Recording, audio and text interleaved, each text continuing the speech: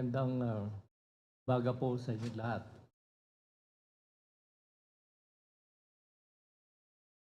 To our dear distinguished guests, dear fellow Senpeg board members and fellows, friends, ladies and gentlemen, it is a true pleasure for me to welcome you all to this forum. Your vote, your power, ensuring transparency in the sectoral process, this time at the Asian Institute of Management, with the Makati Business Club as our co-sponsor. I am very grateful to Mr. Ed Chua, President of the Makati Business Club, for agreeing to be our co-sponsor of this timely event. To the officers of the Makati Business Club and to the media for taking time off your busy schedule to attend this important event. I also would like to thank in particular Mr. Noel Leco, who is convener of our Senpeg's Election Watch, for his invaluable efforts to make this forum possible. It is also an honor for us to welcome the representatives from our partner organizations in good governance and the electoral process, the media, the IT sector, and other individuals. As chairperson of the Center for People Empowerment in Governance, I am honored to welcome you all here to this forum. This bottom-up initiative and process by Senpeg, a public policy think tank which celebrates its 21st founding anniversary this year, to monitor through the convening and formation of the AES Watch in previous elections at a time when the country did not yet have any experience in automated elections. Good governance, to which Senpeg is committed to, promotes transparency, accountability, efficiency, and people empowerment. Where people are the center of gravity in the electoral process and all vital aspects of governance.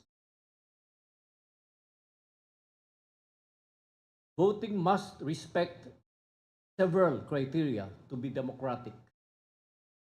But let me spell out the issues.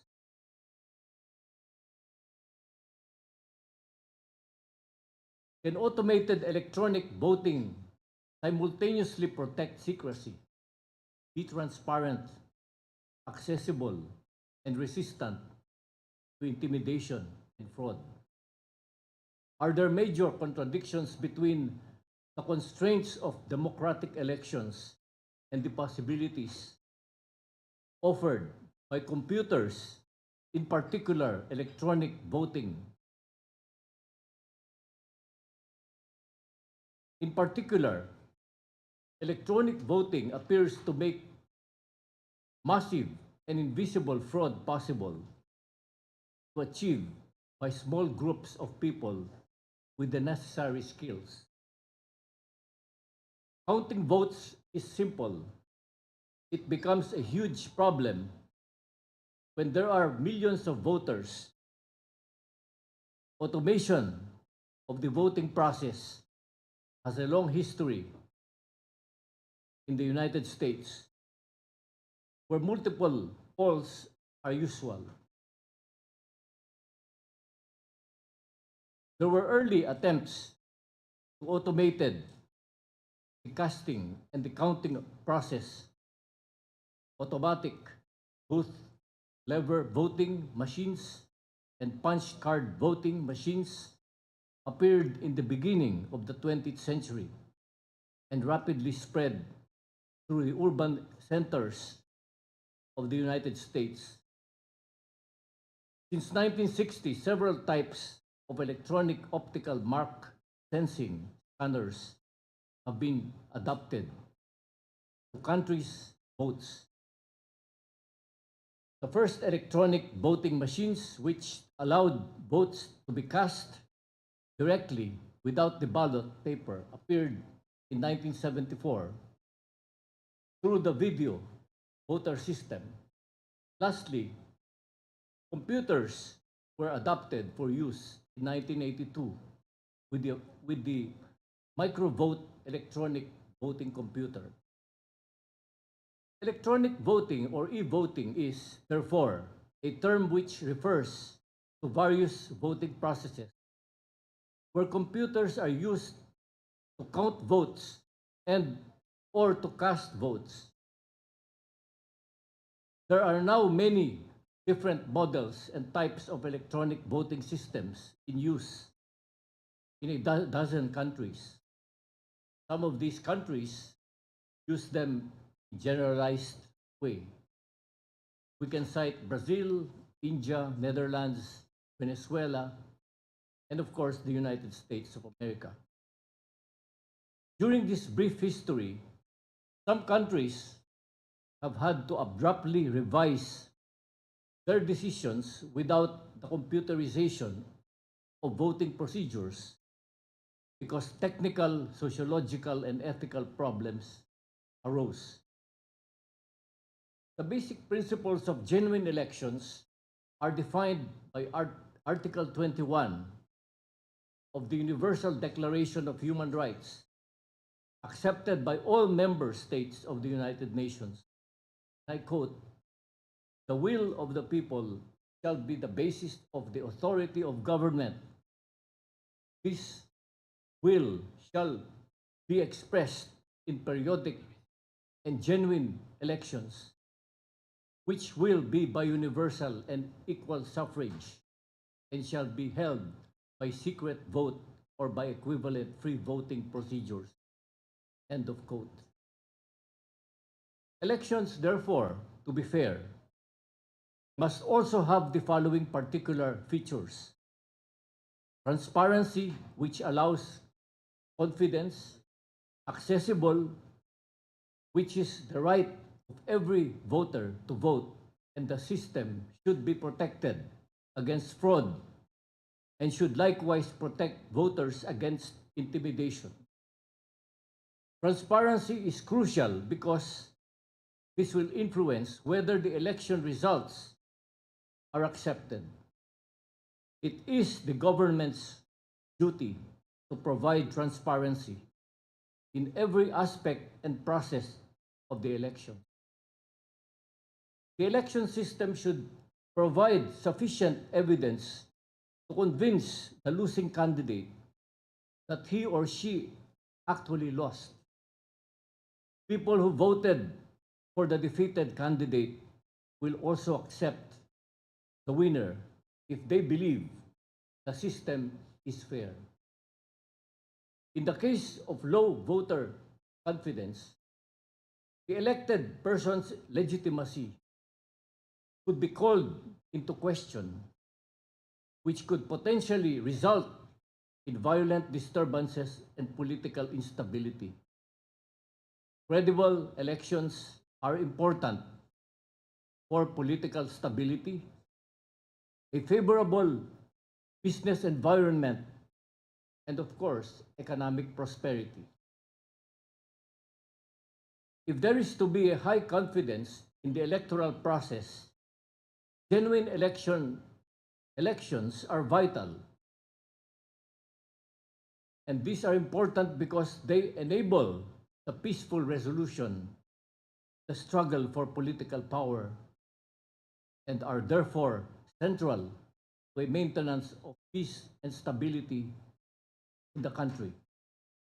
Thus, transparency, verifiability, which allows direct observations, is a key concept for genuine elections. It allows the detection of structural defects and of some threats to the election process for the voters themselves. like fraud, intimidation, that could alter the results.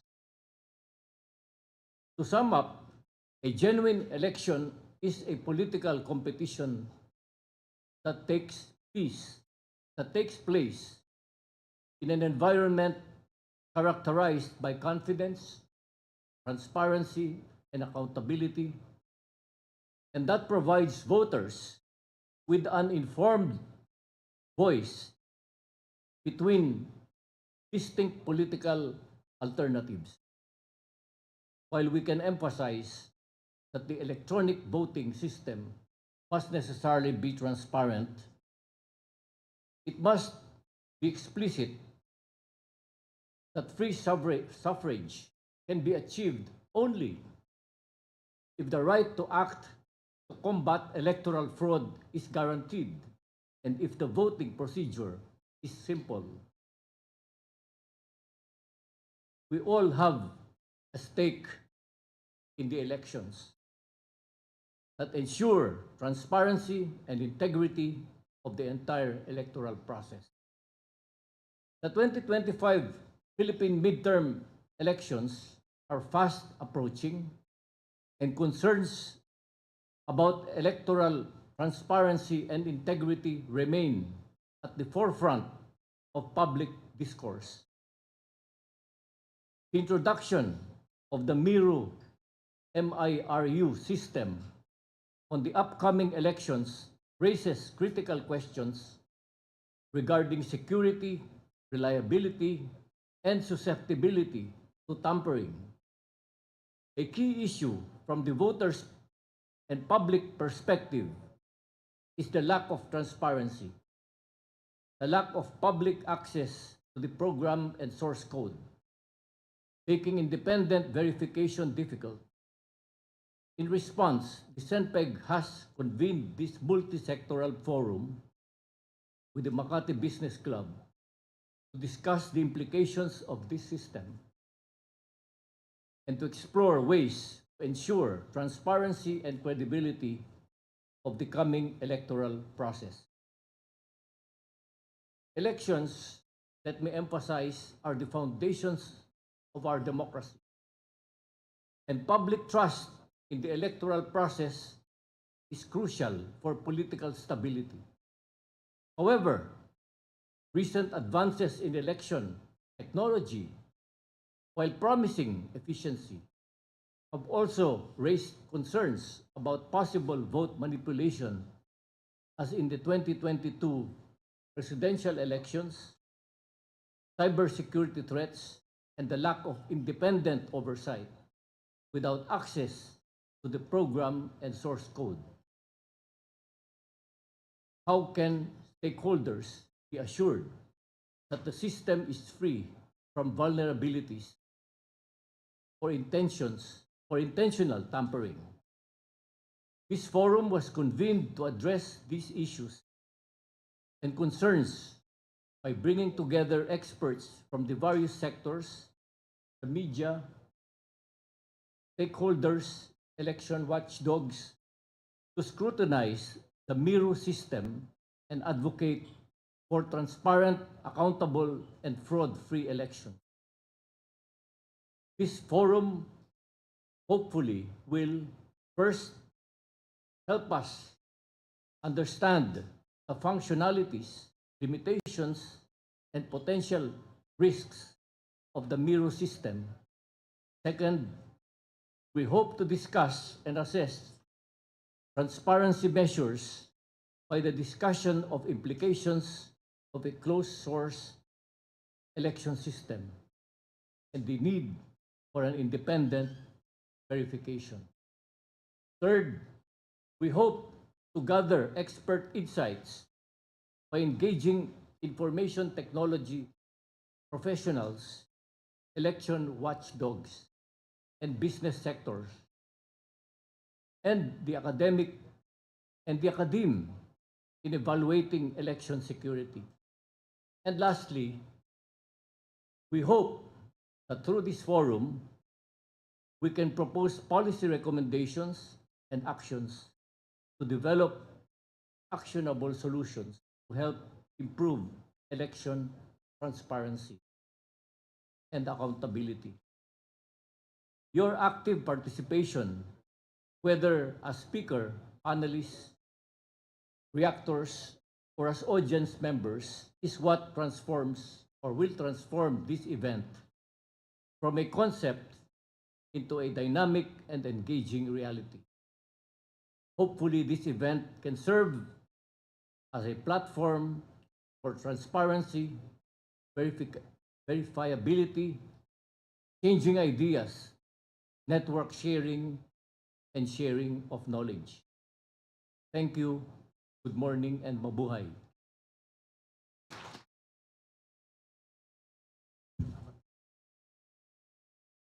Aming salamat po, Professor Roland Simbulan, ang aming bagong halal na Pangulo ng SENPEG, kaya transcendental, heavy, meaningful keywords, transparency, accountability, public voice. Yun po ang narinig natin.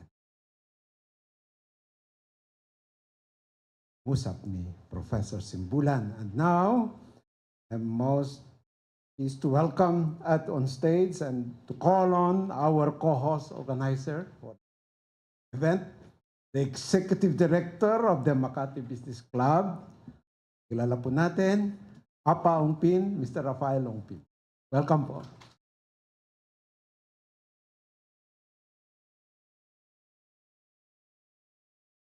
Good morning, everyone. I'd like to make a warm welcome to our distinguished guests, thought leaders, automation and IT experts, electoral experts, business leaders, media, and civil society representatives. A special thanks to the CENPEG, the Center for People Empowerment and Governance, for organizing this timely discussion on electoral transparency. The importance of election integrity for business and democracy cannot be understated. Makati Business Club firmly believes that strong democracies build strong economies. Business confidence, investment, and economic growth depend on transparent governance, fair competition, and credible institutions.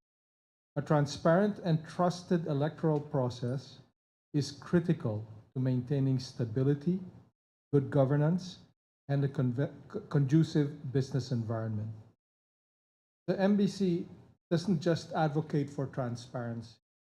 We push for policies that embed transparency into governance and economic decision-making. We actively support and have for years the Freedom of Information Bill, the E-Governance Act, and other measures that would make our government more open, responsive, and accountable. We are also strong advocates for budget transparency because how public funds are spent affects businesses, services, and ultimately the lives of all Filipinos. Just last month, on February 5, MBC joined leading business organizations in calling for a more transparent and accountable budget process. Our statement urged policymakers to release the bicameral budget records, actually to make the bicameral process open to the public, because right now it's closed door, and that's where all the magic happened, in the bicameral. So we also wanted them to prioritize conditional cash transfers over unconditional ones and allow public participation in the DBCC. Tomorrow, March 6, we are launching the Philippine Budget Visualizer, an initiative that makes budget information clearer and more accessible. This is part of our broader commitment to strengthening accountability and informed decision-making. MBC continues to engage policymakers, civil society, and experts to advance reforms that benefit both governance and business. The private sector has a direct stake in electoral integrity. When elections are credible, policies are stable, businesses can plan long term, and the country remains competitive. Electoral transparency is not just a political issue, it's an economic and governance issue. Technology, open data, and institutional reforms can help restore public confidence in the system, prevent fraud, and ensure a level playing field. Values that businesses, investors, and citizens also. The theme of this forum, Your Vote, Your Power, Securing Transparency in the Electoral Process, reminds us that democracy only works when its processes are trusted and accountable. We encourage all stakeholders, government, civil society, business, and media to push for reforms that strengthen transparency and accountability in our lives. We look forward to today's discussions and to continuing this work together. Once again, thank you and welcome.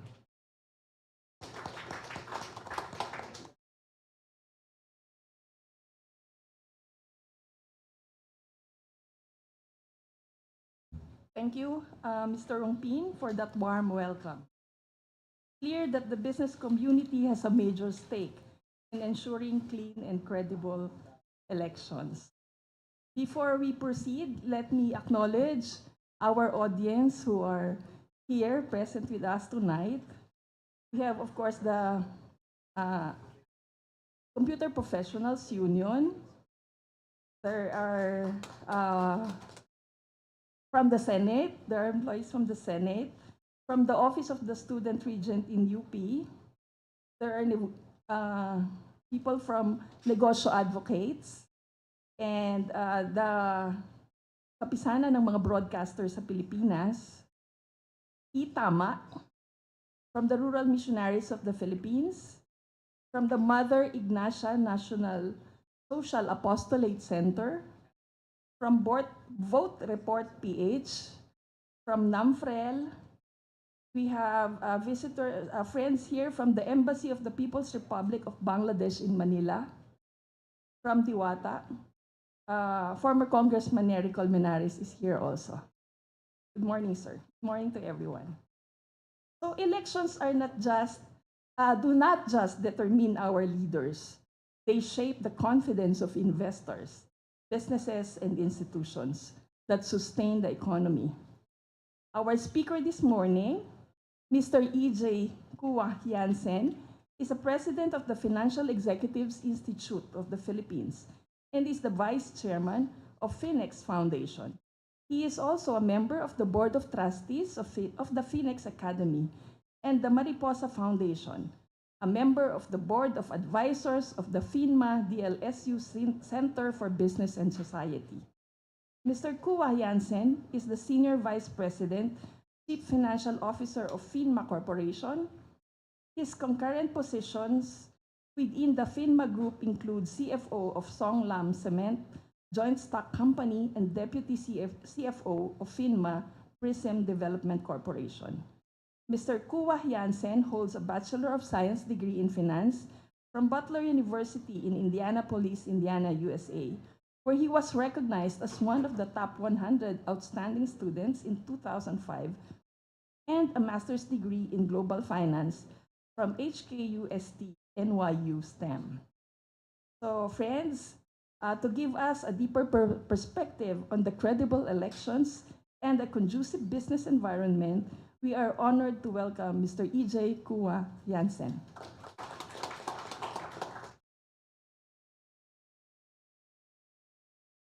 Thank you. Attorney George Erwin Garcia, Chairman of the Commission on Elections, friends from SENPEC, members of the media, and everyone, good morning. It's always hard to not be the first speaker because a lot of the previous speakers cover some of the topics that you want to bring up. But I think that emphasizes the importance of good, credible, and transparent elections. And it's great that so many of us are gathered here today to really focus on this issue of vital importance. So thank you for inviting me to speak today on the critical intersection of credible elections, Philippine business, and the economy. We often compartmentalize elections as solely political events. However, the influence of elections permeates every facet of our society, especially, but not limited to, the business landscape. And so for us to understand this, we have to look at the fundamental role of business in our modern world. As the insightful economist Mariana Mazzucato has articulated, we need, or we live in, what we call a mission economy. This concept underscores the necessity for a synergistic partnership between both the public and the private sectors, united by our common goals in addressing the pressing societal challenges. In the case of the Philippines, the problems that we are challenged with are too vast for only the public or only the private sector to deal with. So we have to address these together. Businesses are not merely profit-seeking entities. They possess the resources, innovation, and agility to solve and address market inefficiencies. Simultaneously, though, related to the mission economy, they must actively advocate for government policies that create an enabling environment for these endeavors. As my own FINMA's chairman and CEO, Ramon Del Rosario Jr., aptly stated at the launch of the FINMA DLSU Center for Business and Society, he said, and I quote, "Business has a responsibility beyond profits. Business must do its part in bringing a better life for Filipinos," end quote. This sentiment summarizes the understanding of corporate responsibility and what we have to do. So with that context, let me move on to the topic of credible election. Our economic managers, led by esteemed figures like DOF Secretary Ralph Recto and NEDA Secretary Arsenio Balisacan, have set an ambitious yet achievable goal: to elevate the Philippines to an upper middle income status within this year. This aspiration is not merely a statistic, it represents a tangible improvement in the lives of millions of Filipinos. Recent developments have provided a significant boost to business confidence. Firstly, our removal from the Financial Action Task Force gray list signified a strengthened regulatory framework here in the Philippines, again attracting greater foreign investment by making foreign transactions much easier. The implementation of the Create More Act further streamlined business operations and incentivized growth. We're witnessing a surge in investment, with PEZA reporting a remarkable increase in investment pledges, and at the same time, the BSP's recent reduction in the reserve ratio requirement is anticipated to inject substantial liquidity into the economy, fostering lower interest rates and stimulating further investment. Even more recently and hot off the press, the inflation news in February also came in lower than expected, which should lead to and result in a more beneficial macroeconomic environment for us all. However, despite the local developments, we must acknowledge the volatile global landscape. The specter of trade wars, geopolitical tensions, and unpredictable economic shocks continue to pose significant challenges. Yet the Philippine business community remains steadfast in its commitment to partnering with the government, to navigating these complexities, and achieving our shared economic goals. At the heart of business lies the creation of both economic and societal value. I think traditionally we've talked a lot about the economic value, but recently, if you look over the past decade or past 2 decades, business has been focusing more and more on shared value and societal value. Because this dual mandate underscores the paramount importance of transparent and credible elections. Businesses operate with a long-term perspective, analyzing potential opportunities and risks. Election credibility and a smooth transition of power are essential to mitigating uncertainty and fostering a stable investment climate. The government's commitment to long-term planning, exemplified by initiatives like Ambition Natin 2040 and the Philippine Development Plan from 2023 to 2028, provide crucial stability and direction. These strategic frameworks offer a roadmap for sustained economic growth, fostering investor confidence, and encouraging long-term investment. Conversely, historical examples such as the 2004 presidential elections serve as stark reminders of the detrimental impact of electoral uncertainty. The prolonged and contentious outcome, coupled with televised vote counting, triggered market volatility and eroded investor confidence. That's why we're very positive in the moves to automate the election process, because that experience underscored the critical link between electoral integrity and economic stability. Now, while elections are inherently political processes, their influence extends far beyond simple politics. A stable and predictable environment, secured by transparent elections, is the bedrock and foundation of sustained economic growth. Transparent elections foster investor confidence by ensuring the legitimacy of the government's mandate. This legitimacy reduces the perceived risk of policy upheavals, arbitrary regulations, and political instability, encouraging a steady flow of capital. However, or conversely, contested elections breed uncertainty, which deter investment and hinder economic progress. Transparent elections promote accountability and good governance, aligning with the mission economy ethos. Public scrutiny and verifiable mandates encourage elected officials to act in the best interest of the public, leading to responsible fiscal policies, reduced corruption, and a level playing field for business. At the same time, opaque elections breed corruption, cronyism, and stifle fair competition. APA talked about some of the issues on the budget, and on the part of Phoenix, we also co-signed that statement because we do see a need for transparency, we do see a need for good governance, and I think that's something that all of us here are aligned with. Social stability is another crucial dividend of transparent elections. When elections are perceived as fair and legitimate, our citizens are more likely to accept the outcome, even if their preferred candidate or party does not prevail. This acceptance reduces the risk of social unrest, protests, and even violence, all of which can disrupt business operations and damage the economy. And we see this in many countries where there's a lot of political instability. It seems like business will halt, the economy halts, and progress cannot be made. When we see these transparent elections and there's that orderly transfer of power, business can operate. We can make the assumptions that we need to evaluate our investments and to see how we want to move within that period. At the same time, when elections are perceived to be unfair, that's where a hostile environment for business, because there's no certainty. When we evaluate an investment, we look at the risks and opportunities, and to the extent that we can, we try to address the risk. So the more certainty that a business has, the more likely the business is to operate, the more the business is likely to expand and to build and to invest. Transparent elections build trust in institutions, a cornerstone of a healthy market economy. When businesses, consumers, and investors trust the institutions that govern them, they are more likely to engage in economic activity and, as I said, invest in the future and take calculated risks. When there's a lack of trust, however, that's where we see economic stagnation and diminished growth potential as businesses don't want to invest. Those are the times where, if you've been following the news lately, there's a lot of talk about risk on, risk off sentiment. Times of instability are when investors take on what they call the risk off sentiment, shift towards safer investments. Transparent elections also ensure a level playing field where businesses compete on merit, innovation, and efficiency rather than on political connections.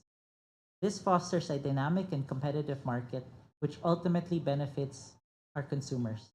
At the end of the day, that's what we want to do, right? We want to provide the best goods and services at the best prices for our consumers, uplift the lives of our fellow Filipinos. Transparent elections also encourage long-term planning, allowing businesses to invest in research and development, expand operations, and create employment opportunities with confidence. This also promotes international trade by attracting foreign investment and facilitating global economic. So I've given a lot of points, but in conclusion, I'll close with these statements. Transparent elections are not merely a political necessity. They are a fundamental economic imperative. By advocating for fair and open electoral processes, we are investing in a stable, predictable, and prosperous future for the Philippines. So let us all work together to ensure that our electoral systems are worthy of the trust that our citizens place in them, because only then can we truly unlock the full economic potential of the Philippines and build a society where everyone has the opportunity to thrive. Thank you.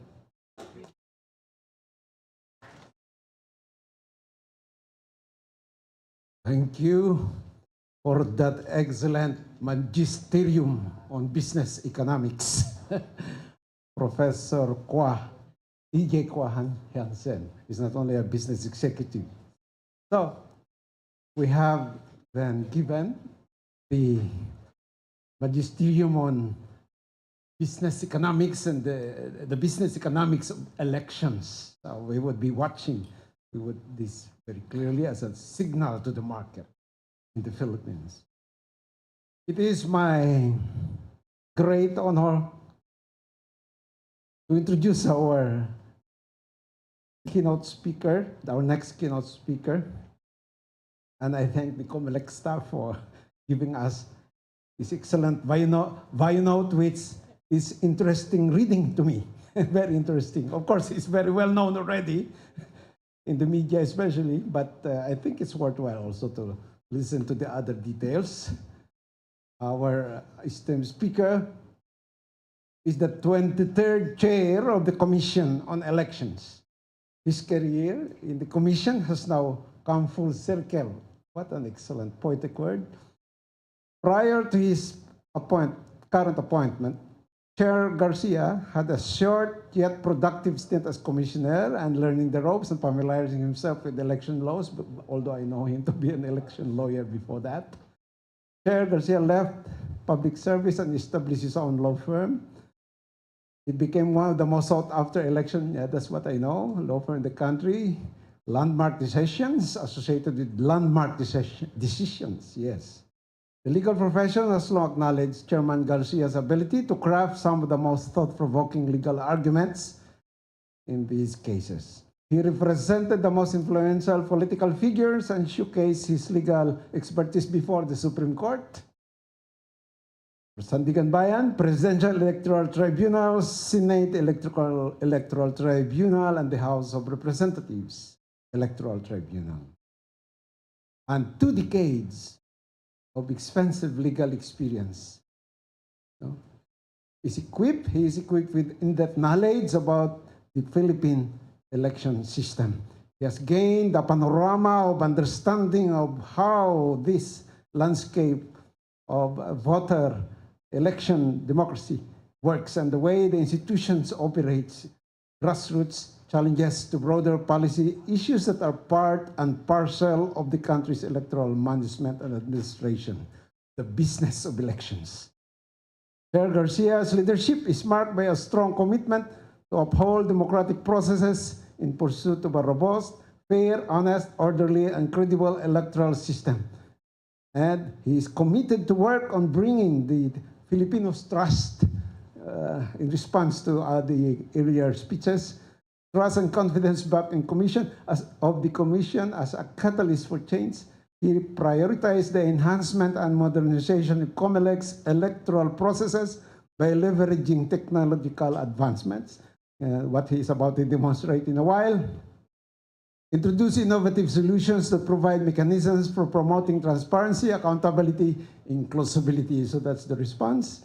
And now we will see how it works with this machine. With these local and international bodies and institutions started to recognize transformation in the COMELEC. Chair Garcia's leadership carved out a brand new reputation for COMELEC as an electoral body that displays excellence beyond borders. Recognition as well in other parts of the world. He has been receiving prestigious awards abroad since his chairmanship, and he is one of the most prolific legal academics. Oh, that's a surprise to me.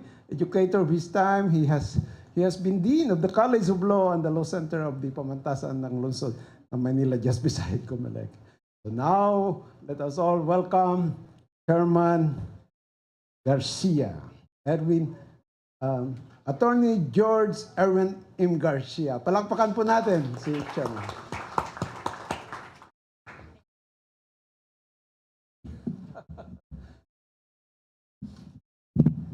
Maraming salamat po, Senpeg and Makati Business Club. Sa inyo pong lahat, maraming salamat sa modesty aside po, your commission election recently received 4 international awards. And the most important of these awards was actually the Commission of the Year. among almost 80 countries worldwide, napili po ang COMELEC bilang the best electoral commission of this year.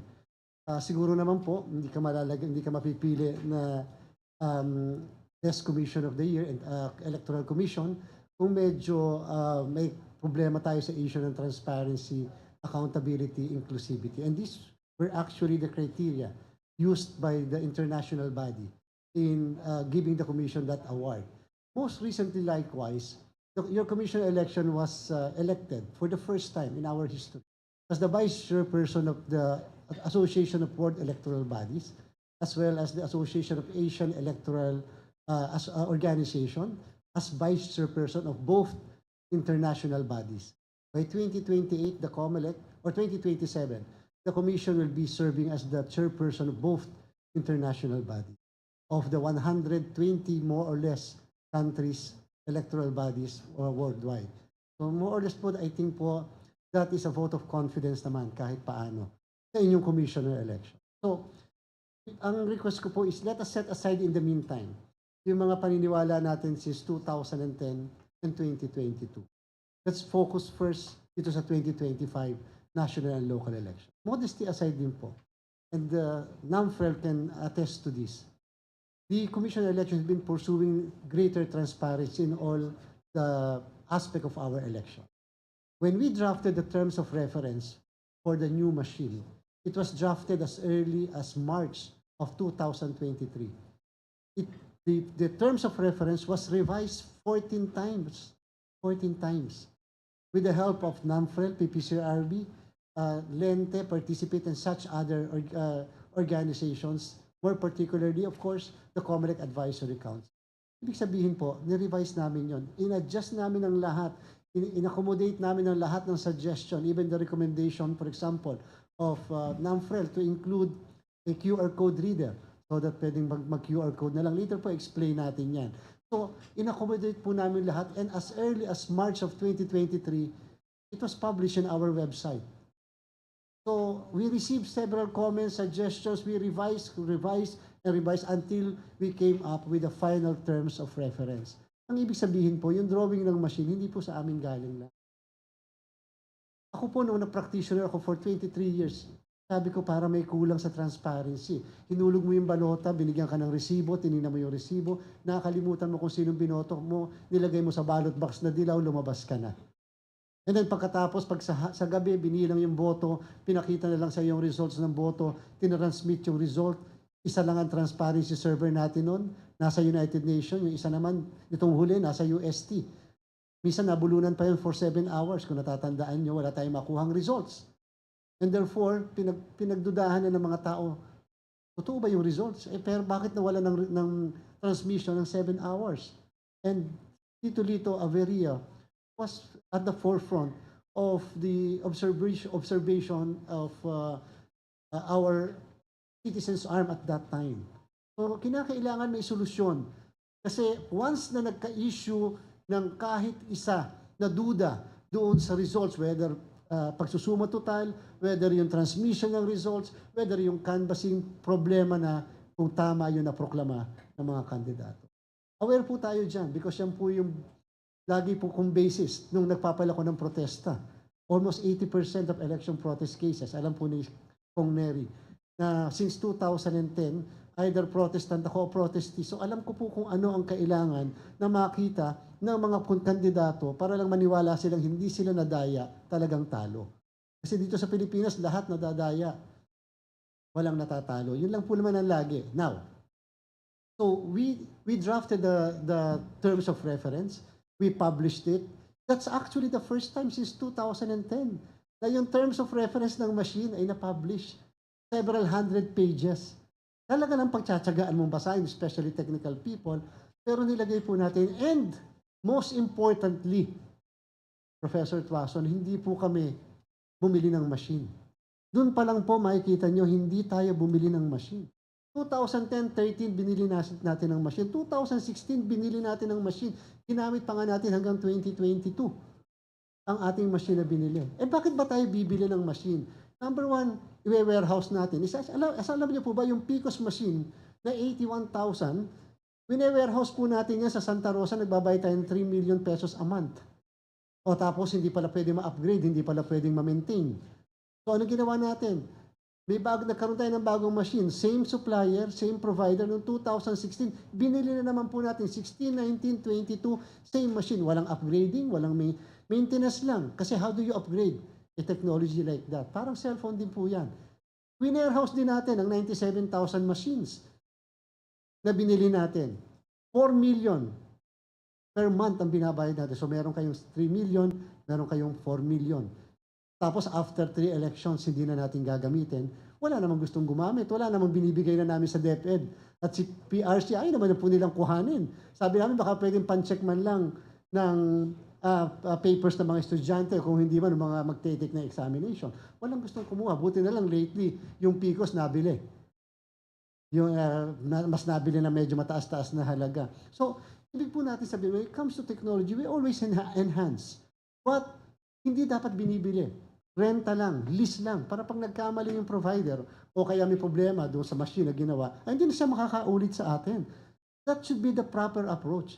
And kung napansin po ninyo, nung since 2010, nakabundle po yung transmission. Ibig sabihin, kung sino yung provider ng machine, binabundle natin yung transmission. So walang check and balance. Nanghingi ka ng results, nanghingi ka ng transmission logs, etc. Paano bibigay kung ang mismong provider, ang supplier, ang transmission provider din? So ang ganun pong ginawa natin, we unbundled. Maliban sa list lang tayo sa machine ngayon, 110,000 machines, lumalabas po ang isang machine, 149,000 pesos for your information. 149,000. Kasama ang pen, kasama ang laptops, kasama yung other peripherals ng machine. Except, kasama rin po yung ballot box sa 149,000 per machine.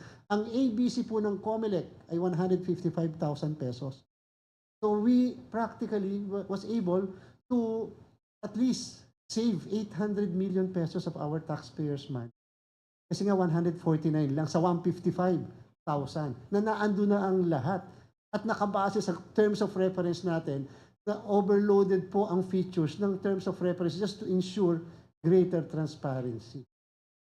And we conducted a very transparent procurement process. Present po ang lahat. Sina Tito Lito, present po lagi sila, ang lahat ng Citizens Arm. Ang COA auditor, present sila doon. In fact po, nung unang magkaroon kami ng procurement, 5 ang bumili ng bidding documents. Medyo mahal din po ang bidding documents, 75,000. 5. And then, nung tumating ang bid date, yung submission, isa lang ang nag-submit. Which is not our fault na isa lang ang nag-submit. We disqualified that lone bidder. Bakit? Mali ang documents na sinabmit nila. 2 documents mali. Nakita rin yan ng mga Citizens Arm natin. Kung doon pa lang, may pinapaboran po kami, di sana po doon pa lang hindi na namin dinisqualify. Why undergo another process, aabutin ng 2 months to 3 months. And we underwent the same process. 5 na naman yung bumili ng bidding documents ng COMELEC. At pagkatapos, isa lang ang nag-participate during the procurement. This time, na-cure nila yung defects. They underwent a very rigid na post-qualification process. Nagawa sila ng machine base sa aming terms of reference. Tinest ng DOST, temperature check, pati yung ballot box, pinaghahagis, pinilagyan ng tubig, etc. Nakapasa po sa post-qualification. Hindi naman po COMELEC yung nag-conduct nun ang DOST natin and such other entity. Tinignan natin yung mga documents, okay naman po lahat yung documents. Ang problema nga po, before the amendment of the procurement law, ang sabi doon, pwede mag-participate sa bidding kahit hindi involved sa election. Nagkaroon lang ng amendment because sabi namin maganda talaga ilagay na sa law, sa proposed bill at that time, na dapat pag magpa-participate ka sa COMELEC, meron kang election-related projects or experience. Pero po before that, wala po . And so therefore, kahit construction company nag-participate. Kasi sabi nga po during the Senate hearing, tama, kasi sila lang may budget, sila lang may pondo, sila lang may capitalization to finance yung ganong klaseng project. Hanggang ngayon po, yung batas natin hindi nagbabago. Republic Act 9369, almost 20 years. Nakalagay doon, dapat may international election related experience or national election experience. Paano po magkaka-experience? Meron po ang DOST na machine halimbawa. na ginawa mismo nila o kaya mga Filipino inventors halimbawa, wala naman silang international election experience o kaya national election experience man lang.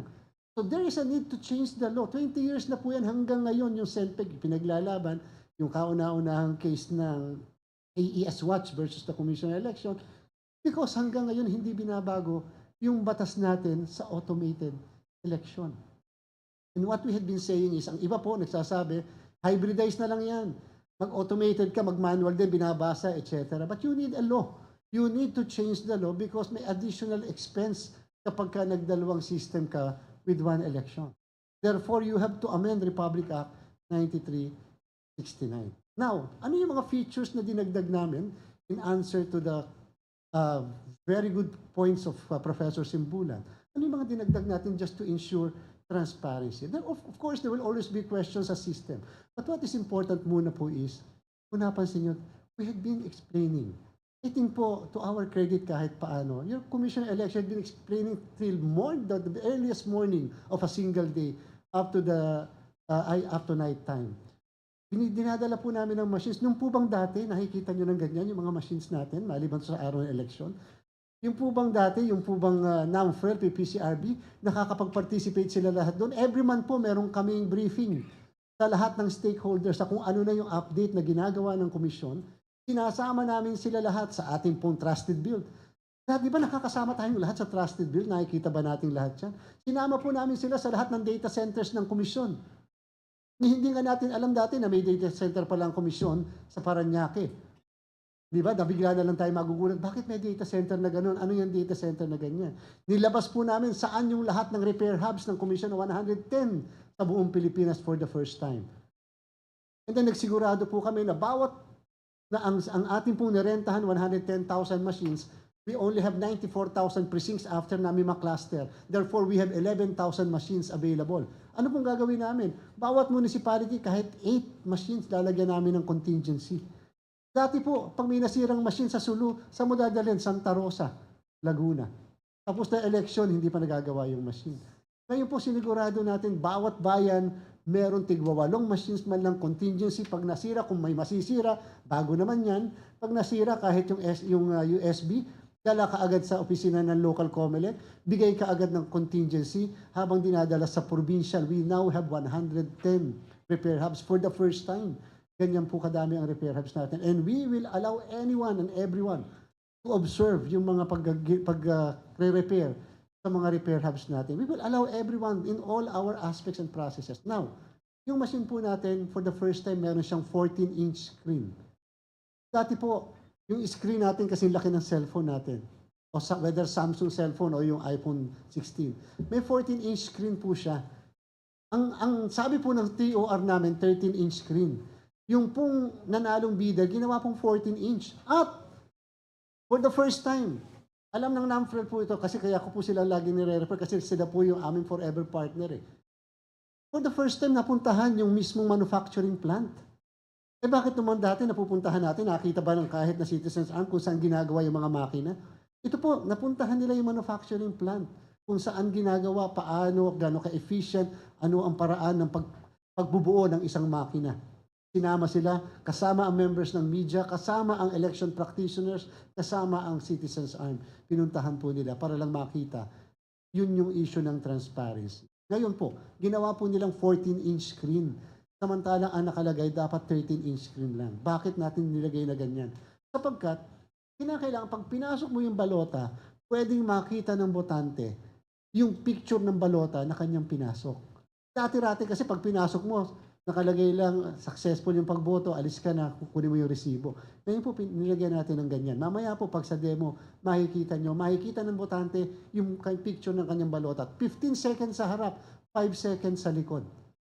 Yung sa likod po yung party list, yung harap, national and local position. Kahit isa lang ang tingnan mo, yung pagkakashade mo, yung bayat mismo yung balota na pumasok sa mismong makina.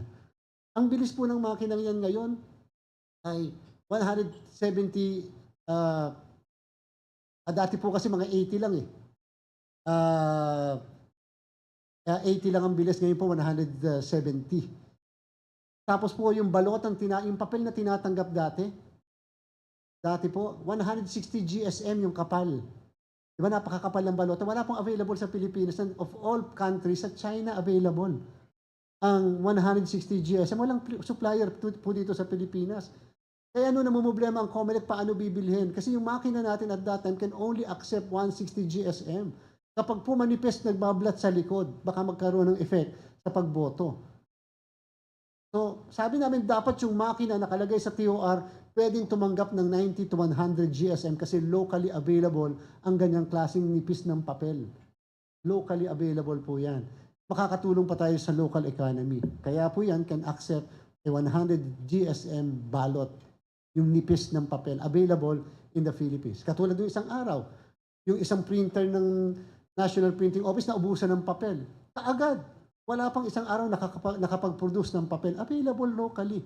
Kung naubos yung papel na 160, saan kami maghahalungkat ng 160 na i-import mo pa sa China na kapag po October, may problema sa customs traffic, pagdating ng February, meron naman po silang Chinese New Year na buong isang buwan na walang pasok sa China. So yan po yung mga problem na sana po ma-realize natin na talagang totoo nga pala, hindi lang tungkol lang doon sa issue ng machine. Now, pag pinasok niyo po yung balota niyo, 2 to 3 seconds lang, yan po ay papasok sa makina.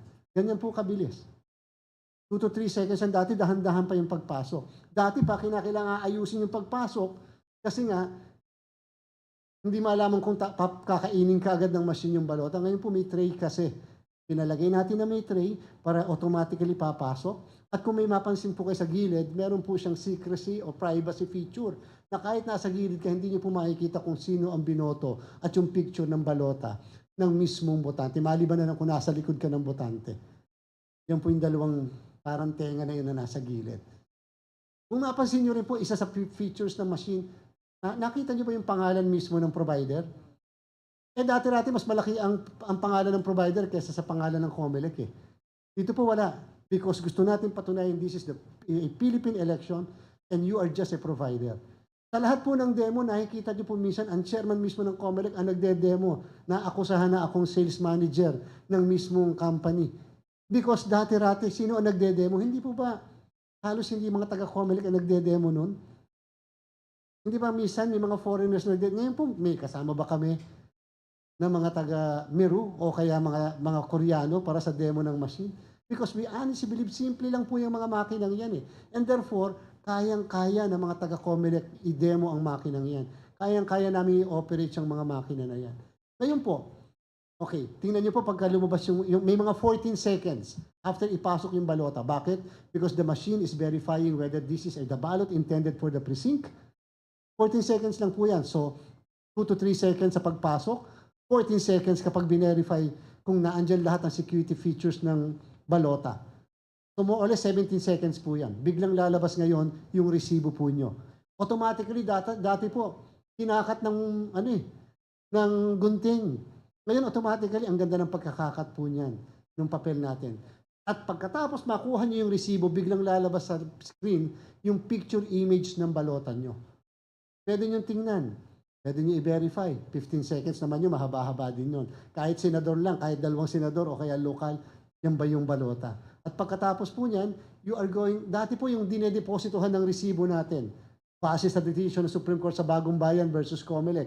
Hindi ba yung resibo, sabi dapat magpo-provide, dati sa ballot box na dilaw.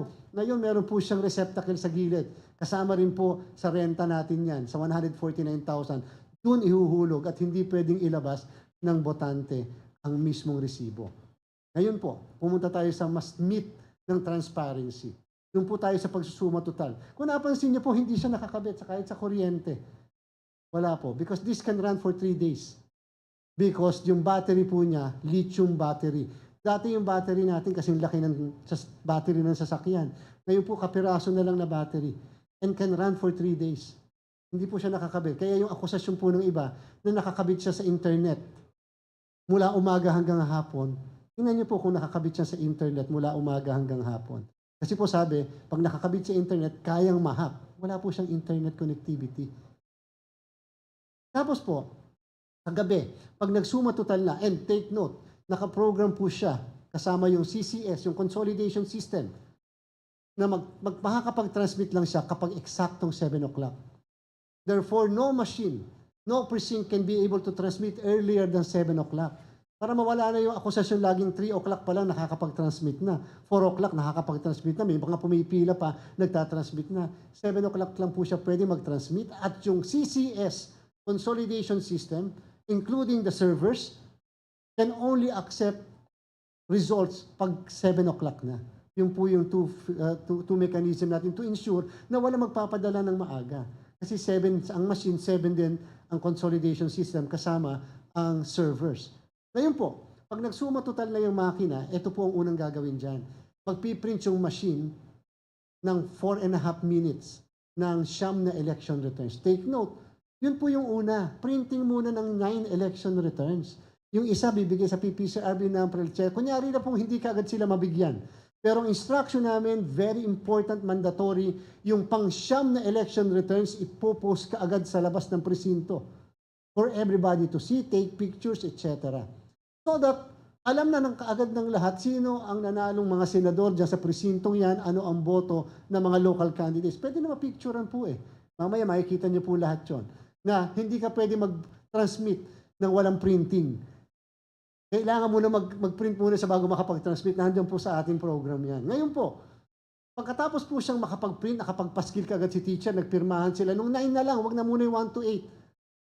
Saka po siya, lalagyan lang ng USB para ng dongle para makapag-transmit. Ito lang po. Ito lang po. Ang transmission provider natin is actually number 1 in the business.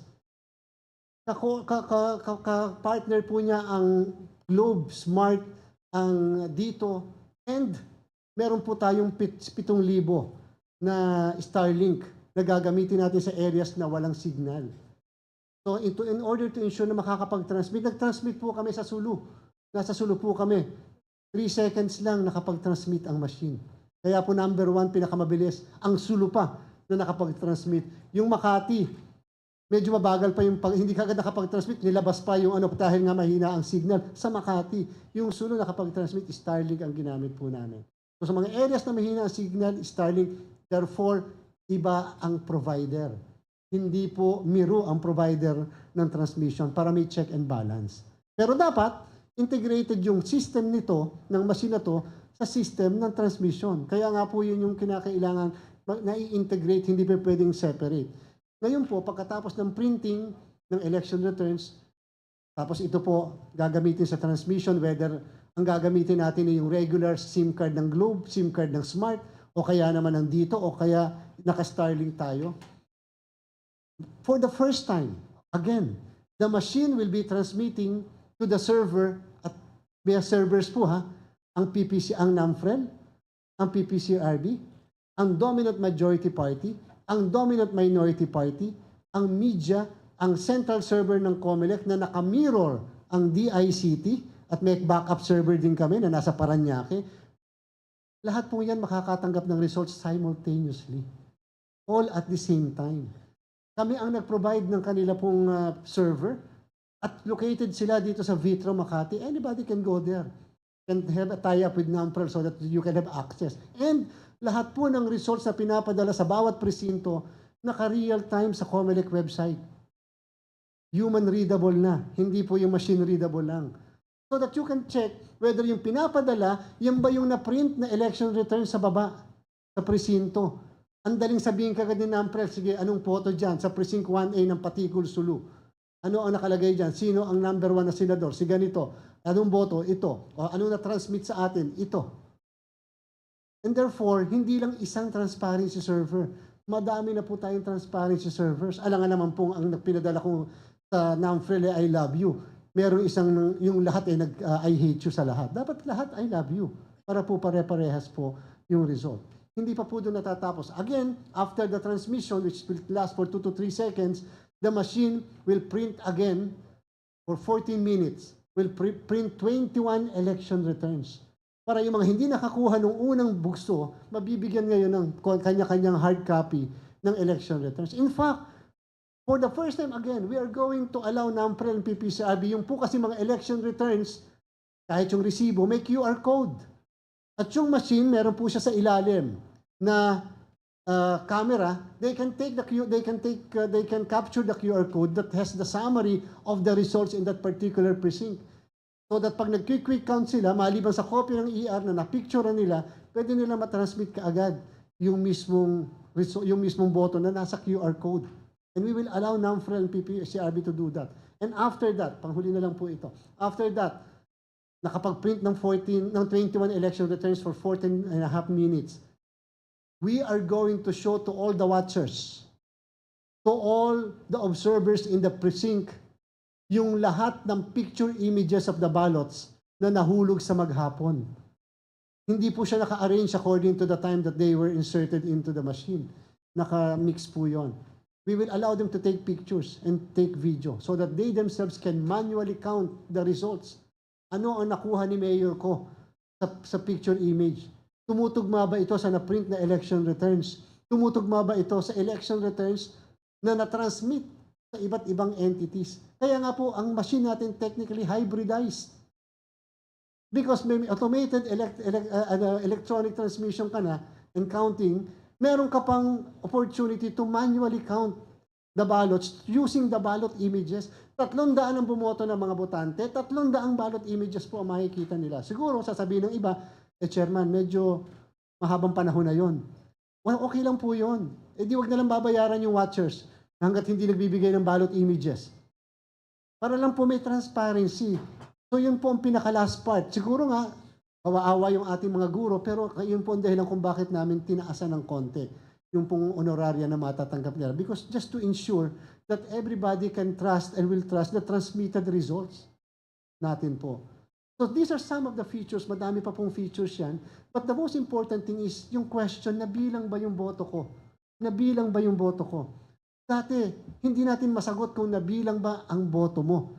Because wala ka namang nakitang balota o yung picture ng balota. Huwag po kayo mag-alala, yung picture images does not contain the names of the voters.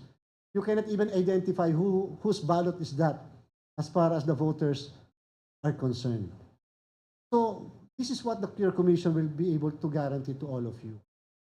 We will afford everybody, including our citizens, an opportunity to always be there, to always participate, to always be involved. Hindi po kami gumagawa ng kahit anong activity na wala ang media. Na andito po ako, nag-inganyo ako pumunta ang media dito sa ating gathering. May event po kami kahit na yung inspection ng mga data center, kasama po sila lahat, kasama po ang citizens arm. Mas maganda po yan, wala tayong itinatago. We will always tell the truth. That is our commitment.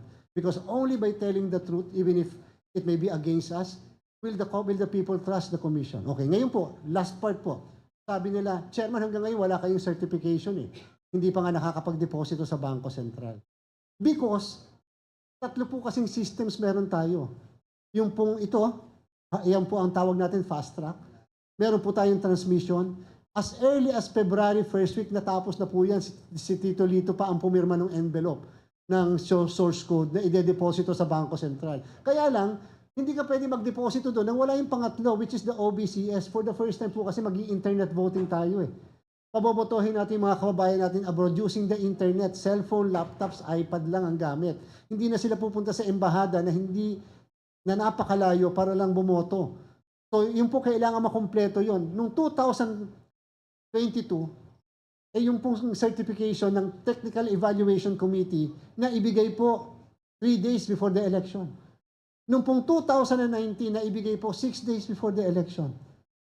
At ganun din po yung mga nangyari ng mga previous elections. Ngayon po, March 5 pa lang naman. So technically, hindi pa po kami late kasi po May nga po yun eh.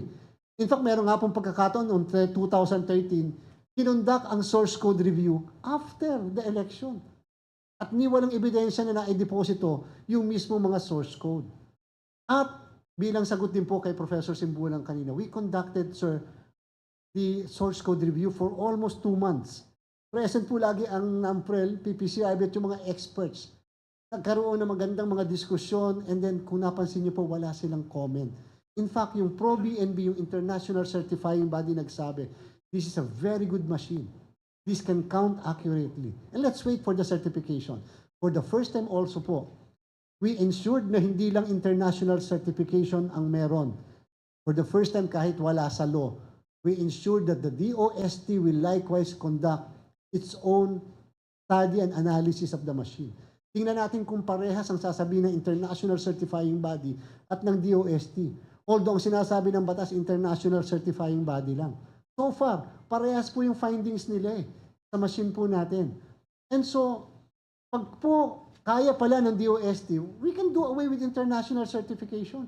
That our scientists, the Filipino scientists, do all the testing of our machines in the future. Matipid pa sa kanila pa natin binabayad yung mismong dapat na binabayad sa international certifying body. So, I can honestly tell you and assure all of you, the Makati Business Club and SENPEC, the COMELEC will be very, very transparent in all aspects of our of the processes leading to the election. Kahit nga po printing every day, meron po akong update kung ano ng active ng printing, 80% na napiprint na balota, almost 58 million, etc. Because this is our obligation to the Filipino people. The only way by which they can trust the process, including the institution, is that if we are going to be inclusive and to be telling the truth. And that is our commitment not only to all of you, but to all the Filipino people. But please help the COMELEC. The only way po, ito po kasi scanner lang yung machine Alam po ng mga IT experts natin.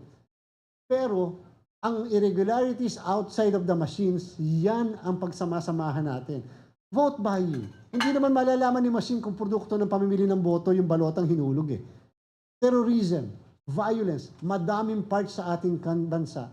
Yan ang nananaig. Vote buying, terrorism, and violence. That's why the people are not able to cast their votes freely. The machine may be counting properly, but are they counting the ballots as freely expressed by the people? Or ito ay produkto ng pananakot, ng terorismo at pamimili ng boto? Yan po yung katanungan na iiwanan ko sa inyong lahat. Maraming salamat po. Magandang umaga.